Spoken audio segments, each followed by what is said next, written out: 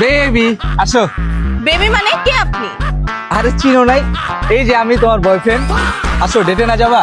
তুমি না সবসময় বাইক নিয়ে আসো, আজকে রিক্সা নিয়ে আসছো কেন?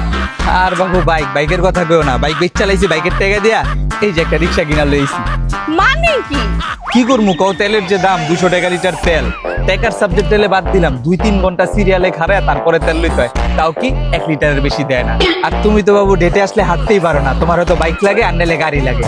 এখন বাবু গাড়ি তো কিনতে পারুম না, এই লেগা বাইক বেচা রিক্সাই কিনা লাইছি। চলো আসো ডেটে যাই। তেলের দাম বেশি দেখে তুমি বাইক বেচে রিক্সা কিনে ফেলবা? তুমি শুধু টাকাটাই দেখতেছো, এই যে পাম্পে গেলে যে 4-5 ঘন্টা সিরিয়ালে দাঁড়ায় সময় নষ্ট করতে হয়, অতটুকু সময় আমি রিক্সা লয়ে বাইরেলে 4-5টা খেপ মারতে পারুম, আর খেপ মাইরা 500-600 টাকা ইনকামও করতে পারুম। এই যে তোমার লগে দেখা করতে আইতে আইতে অলরেডি 2টা খেপ মাইরা 400 টাকা কামাই হলাইছি। আহো দুজনে ভালো একটা রেস্টুরেন্টে যাই, খাই, আর যেতে যেতে মনে করো যদি প্যাসেঞ্জার দিয়ে একটা পাই লয়ে এলো মনে। আহো। আরে তোমার আইডিয়াটা তো অনেক জোস। তোর মতো রিক্সাওয়ালা বয়ফ্রেন্ড না, তোর মতো স্মার্ট বয়ফ্রেন্ড সবার দরকার। চলো। আসো, আজকে তোমার নিয়ে রিক্সা পুরো সারা ঢাকা শহর ঘুরেছি। ভাড়া কিন্তু বাবু অর্ধেক দিতে হইবে। আমি কেন ভাড়া দিব?